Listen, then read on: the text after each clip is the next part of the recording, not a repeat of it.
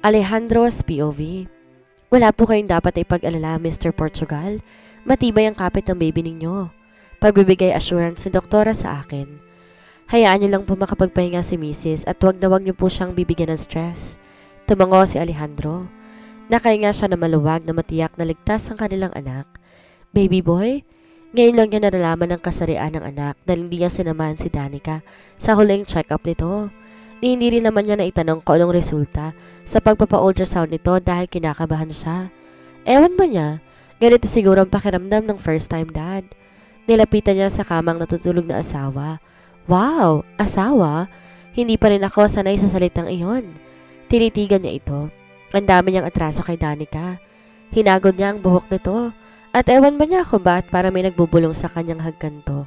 Dahan-dahan siyang yumukod at dinampian to ng hagkan sa mga labi. Laking gulat niya na mapansing nakamulat ang mata ni Danica at nakatingin sa ginagawa niya. Danica! Para siyang malalaglag sa kinaupuan niya. Pakiramdam niya na huli siya nito sa isang krimen na hindi niya alam kung paano lulusutan. Bakit mo ko hinahagkan? Narinig niyang tanong nito. Ha? Pulang-pula ang kanyang mukha habang di malaman kung saan ibabaling ang paningin. Hindi niya maipaliwanag kung ba't siya natataranta ng sobra sa harapan ng babaeng ito. Diyos mio naman. Eto nga't nabuntis ko ng babaeng to. Bakit umaakto akong as if first time ko to? Hey Alejandro, hindi ka na teenager. And yet para siyang turumpong hindi mapakali. Never niyang naramdaman ng ganitong klaseng kaba sa harapan ng ibang babae. Bakit ba ako nagkakaganito sa babaeng to? Danica's POV. Bakit mo ko hinagkan? Halos paanas lang na tanong niya kay Alejandro. Ang gusto sana niyang isagot dito ay mga salitang noon pa niya gustong marinig mula dito. Pero alam niyang masasaktan lang siya kapag umasa siya. Bakit kita hinagkan? Natawa lang ako. Sorry, masaya lang akong ligtas ka. Ligtas at healthy ang baby natin kaya sa sunod wag na wag kang maglalakwatsa na hindi ko alam. Nakaisminto ng tingnan siya. Saka bakit ka ba nakipagkita kay Alicia na hindi ko alam? Tanong nito sa kanya. Ayaw niyang pag-usapan pa ang naging pag-uusap nila ni Alicia dahil baka ma-stress lang siya kapag na-confirm niya kay Alejandro lahat ng sinabi sa kanya ni Alicia. Pwede bang wag na lang natin pag-usapan yon? Pakiusap niya dito. Okay, sorry pero next time kung may gagawin ka, pwedeng ipaalam mo sa akin kasi anak ko rin naman ang baby niyan eh at ayoko napapahamak siya. Ako wala akong pakialam kahit anong mangyari sa akin. Basta safe ang baby. Gusto sana niyang isumbat dito but as usual, kinimkim na lang niya ang gusto niyang sabihin dito. Aasa pa ba ako? As if naman he really cares for me. Baby lang naman talagang dahilan kaya siya nandito ngayon. If not for the baby, malamang nasa tabi na naman to ni Alicia ngayon. May itatanong sana siya kay Alejandro ngunit dumating na ang mama at papa nito. What happened? Alalang-alalang tanong ng mga to. Nagkatinginan sila ni Alejandro sa mata niya. Parang binabalaan niya to na wag na ipaalam pa sa parents nito kung bakit siya dinala sa ospital. Nagets ni Alejandro ang tingin niya. Na-stress lang ng konti, ma, pa. Paano ba naman hindi pumirme sa bahay? Hindi sinabi na aalis siya. Sana nasamahan ko man lang. Sagot ni Alejandro sa mga ito. Iha naman, next time wag kang magpapagod. Kung may gusto kang pasyalan, magpasama ka kay Alejandro. Huwag kang lalakan mag-isa lalapat first time mo itong pinagbubuntis mo. Sabi ng papa ni Alejandro sa kanya. Tumango na lamang siya dito. Nga pala Alejandro, Danica, gusto ko magkaroon kayo ng church wedding bago ka manganak. Halos sabay sila ni Alejandro napatanong. Church wedding? Danica's POV. Can we not talk about it pa, ma? Request ni Alejandro sa mga magulang. Of course. Ayaw nitong pag-usapan na tungkol sa church wedding. Hindi nga ba tuling usap nila ni Alicia, sabi nito sa kanya. Pagkapanganak niya, mag-file to na annulment at balak itong kunin sa kanya ang baby. Pero hindi niya ibibigay sa mga tong anak niya. Oo nga po. Wag na po natin pag-usapan na tungkol sa church wedding dahil pagkapanganak ko, balak ko na po mag-file ng annulment. Danica? Gulat na napatingin sa kanya ang tatlo. Pasensya na po pero wala na akong pakialam kung mawawalang lahat sa akin ng bahay at lupa. Siguro naman kaya kong buhayin tong bata. Besides, may naipon naman ako kahit na paano. Sapat na siguro yan para makapagpatayo ng maliit na negosyo. Umiwas siya ng tingin sa mga ito. Ayoko na ng stress. Gusto ko na magsimulang muli. Danica, iha. Pag-isipan mong mabuti ang sinasabi mong yan. Dahil kung kami ng daddy mong masusunod, hindi namin papayagan ang gusto mong mangyari. Sabi ni Alfredo sa kanya. Matagal na pong patay si daddy. It's about time na yung gusto ko namang mangyari sa buhay kong masusunod. Mariing pahayag niya sa mga ito. Papa, tama si Danica. It's about time na hiyaan mo kami mag-decide para sa mga sarili namin. Narinig niyang sabi ni Alejandro. Ipinikit niya ang mga mata. Ang totoo, ginagawa niya to para kay Alejandro. Gusto niya na tong palayain. Gusto niya na tong maging masaya sa piling ni Alicia. At the same time, gusto na rin niyang matahimik ang buhay niya. Aanin niya yung lalaking mahal nga niya, pero ibang babae naman ang minamahal. Asawa nga niya, pero iba naman ang gustong asawahin. Hindi naman siya ganon kadesperadang babae para ipagpilitan ang sarili sa ayaw naman sa kanya. Hindi ko alam kung anong gusto mo, pero siguro nasasabi mo lang yan dahil pagod ka or dahil sa kalagayan mo ngayon. Pero tandaan mo, iha, nandito lang kami ng Mama Luisa mo para sa'yo. Hahayaan ka muna namin mag-isip at magpahinga. Tsaka na tayo mag-usap kapag okay ng pakiramdam mo. Sabi ng papa ni Alejandro. Tumango siya, pero buo na ang pasya niya. Lumabas na ang mag-asawa. Naiwan si Alejandro, nakaupo sa may gilid. Nakatingin sa kanya at di na ito nagsasalita. Tahimik lang ito at waring kay lalim ng iniisip.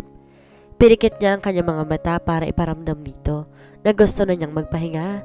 At least nasabi niya ng lahat ng gusto niyang sabihin sa harap ng mga to. Wala nang makapipigil pa sa balak niya. Ilang buwan na lang naman ang kabuwanan na niya. Pagkapanganak niya, mag-iipon lang siya ng kaunting lakas. Talagang itutuloy na niyang pagpapasa ng annulment. Ngayon pa lang parang gusto na niyang mapaiyak. Hindi ganitong buhay ang pinangarap niya.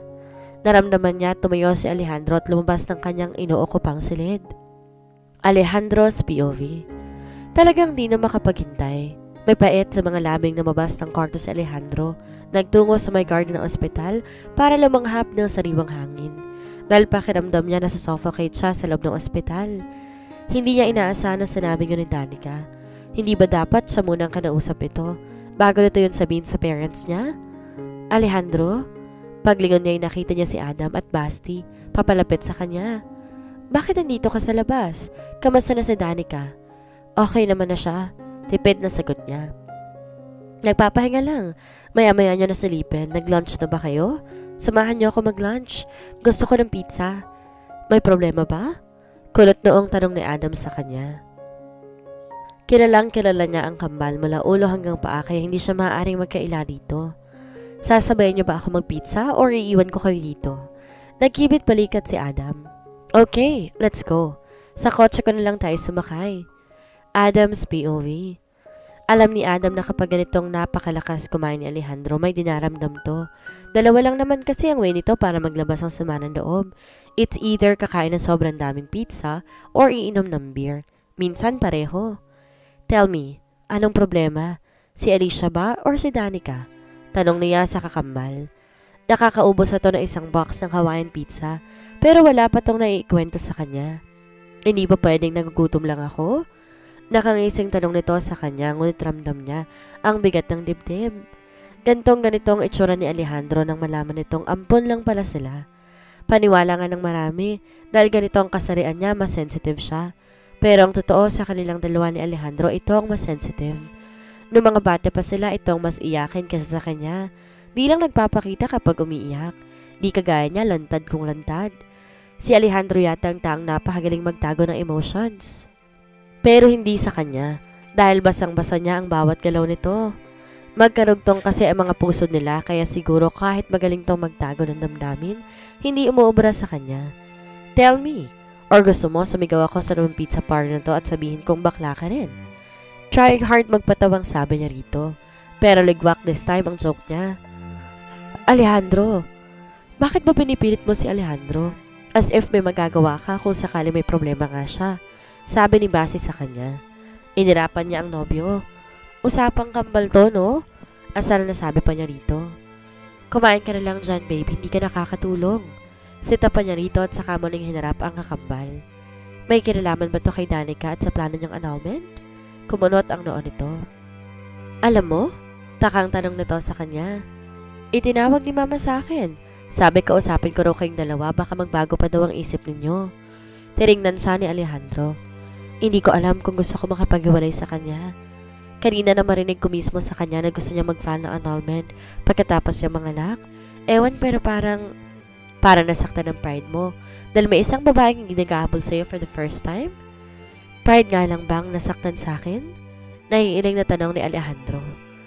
Hindi ko alam, pero matagal pa naman yun. Pwedeng magbago pang isip ni Danica. Teka, hindi ba't ito rin naman ang gusto mo? Huwag mo sabayin nagbago ng ihip ng hangin. Kailangan pa bang i-memorize yan? Si Basti na apoteng ang pagkakangiti. Siyempre, he's falling in love with Danica, hindi ba pre? Tila nanonood siyang sabi nito kay Alejandro. Biglang napasimangot ang mukha nito. Danica's POV. Rod, thank you. Sabi ni Danica kay Rod, nundalan siya nito ng isang box ng Hawaiian pizza. Ano bang nangyari sa'yo? Bakit ka ba naisugod dito sa ospital? Nag-aalalang tanong nito sa kanya. Pagod lang, sagot niya. Hindi na niya syempre ikukwento dito ang naging confrontation na ni Alicia dahil alam niya hindi dito palalampasin ang nangyari pag nagkataon. Bakit kasi nagpapagod ka? Di ba may katulong ka naman sa bahay? Tsaka nasa na ba yung magaling mong asawa? Bakit inahayaan ka niya mag-isa dito? Rod, relax. Okay naman na ako. Pagkapanganak mo, aasikasuin mo na yung pagpa-file mo ng annulment. Mag-apply tayo sa Canada, doon na lang tayo manirahan. Sabi ni Rod na ikinagulat niya. Nagpaplano to para sa kanya nang hindi niya alam. Hindi niya alam kung bakit kahit ilang beses na niyang inulit-ulit kay Rod na hanggang kaibigan lang ang nararamdaman niya para dito, paulit-ulit pa rin itong ipinipilit ang sarili sa kanya. Bago pa siya makapagsalita, nakapasok na ng kwarto si Alejandro, kasama si Adam at ang boyfriend nito, at narinig nito ang lahat ng sinabi ni Rod. Ipinatong nito ang dalang box ng Hawaiian pizza sa mesa. May nagdala pala ng pizza sa'yo? Nakangising samit ni Rod, tsaka bikibit balikat lumabas muli ng silid. Tahimik na sinundan lang ito ni Adam. Nakatingin siya sa dalawang Hawaiian pizza. Magkaiba ng brand pero same Hawaiian pizza. Pero yung pizza ang dala ni Alejandro ang mas gusto niya. Tama lang ang timpla, pati yung crust, sakto lang sa kanya. Tinignan niya si Rod. Mabait kang kaibigan, pero alam mo masyado kang pushy. Diretsa ang sabi niya rito. Parang yung brand ng pizza na dala mo, masyadong strong yung flavor kaya nakakaumay. Danica, sorry if medyo offensive ako magsalita ngayon. Gusto ko maging direct to the point, Rod. Parang kahit ilang beses ko yata ipaintindi sa'yo, hindi mo ako naiintindihan. Alam mo kung hanggang saan lang tayo, hindi ba? Mahal kita, Rod. Mahal kita bilang kaibigan at hindi ko sigurado na kilala si Alejandro. Kahit noon ka pa siguro nagtapat ng feelings na single pa ako, hindi pa rin magbabago yung turing ko sa'yo. Pasensya na, Rod, kung medyo masakit ang sinasabi ko, pero siguro it's about time dumistansya muna tayo sa isa't isa. Danica? Rod, hayaan muna ako sa personal kong buhay. Sa struggle kong to, please. May pakiusap na sabi niya rito. I'm sorry, Danica, kung ilang beses kong ipinipilit ang sarili ko sa'yo. To the point na nagiging pushy na ako. Hindi lang talaga kita kayang pakawalan pero hayaan mo. From now on, didistansya na muna ako. I guess tama ka. Masyado ng personal ang pakikialam ko sa buhay mo. Hanggang makalabas sa ospital, very civil na lang ang pakikitungo nila ni Alejandro sa isa't isa. At sa araw ng panganganak niya, ang parents nito at si Adam, ang kasama ko na nagtungo sa Amerika si Alejandro para asikasuhin ang inumpisang negosyo doon. 1 month din ang inilagay nito doon. Ang sama nga ng loob niya dahil tinaon pa nitong kabuwanan, saka pa to umalis ng bansa. Talagang baliwala lang kay Alejandro ang baby nila. Sa bagay, ano pa nga ba nga asahan niya? Hindi kailanman mag-work ang kasal na sapilitan lang. Naiyak siya nang dinala sa kanya ng nurse ang baby niya. Naisip niyang daddy niya. Tiyak matutuwa ito kapag nakita nito ang baby. Sayang nga lamang at wala na ito. I love you so much, baby. I promise, kahit maghiwalay kami ng daddy mo, kahit kailan hindi mo mararamdaman na may kulang sa buhay mo. Mahal na mahal kita, anak. Gagawin ko ang lahat para sa'yo. Sa kabilang banda, Manang Presi, sino po bang dumating? Tanong ko sa kasambahay nang mauninigan ang pagbukas ng pinto. Kakatapos ko lang palitan ng damit ang baby ko. Inihiga niya to sa kuna. Alejandro? Gulat na sabi niya. 2 months simula na makapanganak siya, ngayon lang ito nagpakita sa kanya. Hi, sabi nito sa kanya at saka nilapitan ang baby nila. Nakamasid lang siya rito habang hinihintay ang magiging reaksyon nito. Kamukha mo siya. Anito nang lingunin siya. Sabi nga nila, sagot niya. Pero nakuha niya yung lips mo at saka siguro yung height mo. Kasi sabi ni doktora mahaba raw siya. Tingnan mo yung mga legs niya. Nagmamalaking sabi niya kay Alejandro. Napangiti ito. Mabuti naman kung sa height ko siya nagmana. Anitong humarap sa kanya. Tinignan siya nito ng matiim. Kamusta ka na? Nagibit siya ng balikat. Ano ba sa palagay mo? Halos paanas lamang na sagot niya. Ramdam niya ang pangilid ng kanyang mga luha. God, na-miss ko ng sobrang lalaking ito.